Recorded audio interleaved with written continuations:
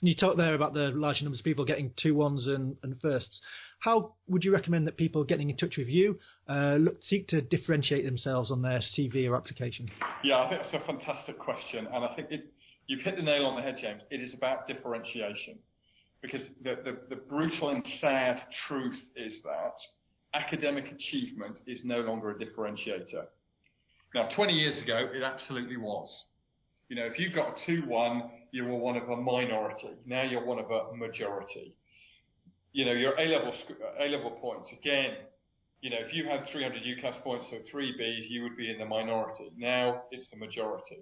And of course, the other interesting thing that's happened is a growing number of companies are dropping UCAS points as a criteria for application. But anyway, that's just probably a topic for another day.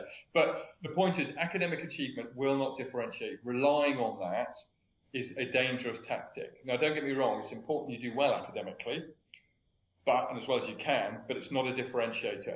And also, sadly, work experience isn't a massive differentiator because, again, students, you're smart and you're catching on to the fact that you need to get good work experience. So, you know, work experience matters too, and it will begin to differentiate you, but it will not uniquely differentiate you.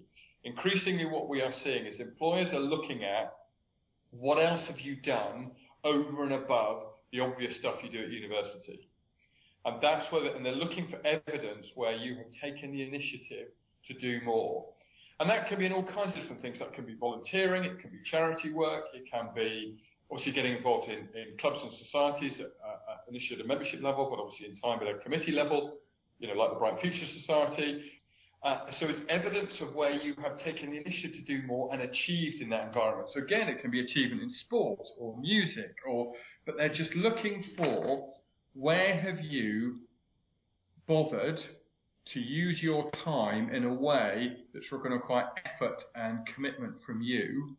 These are the things that begin to differentiate you, and these are the things that employers look for when they're looking at your application form, when they're looking at your CV, when they're doing those interviews. They want to know about what else have you done. They don't particularly want to focus on your academics. They'll be interested in it, but not going to focus on it because most people have got good academics. No, I completely agree, and you can see with how some of the big companies are starting to drop requirement for a 2-1, just due to the people getting them.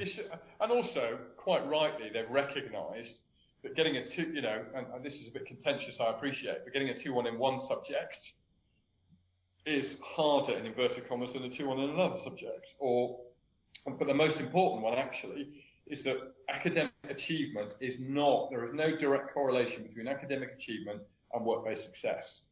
Now, that doesn't mean if you do well academically, you won't be successful at work. But what it does mean is if you haven't done well academically, it doesn't mean you can't have a highly successful career.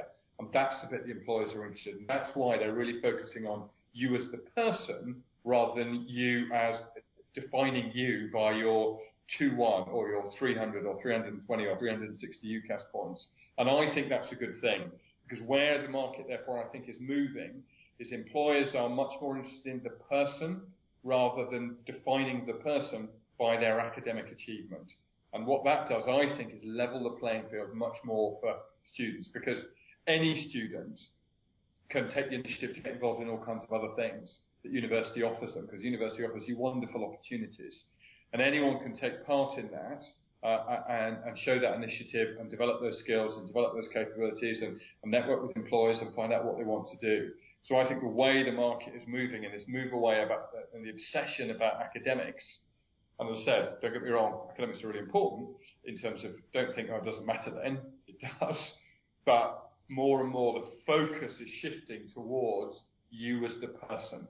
And I think that's a really good thing. I completely agree. You can teach skills, but you can't teach someone an attitude. No, you can't. 100%.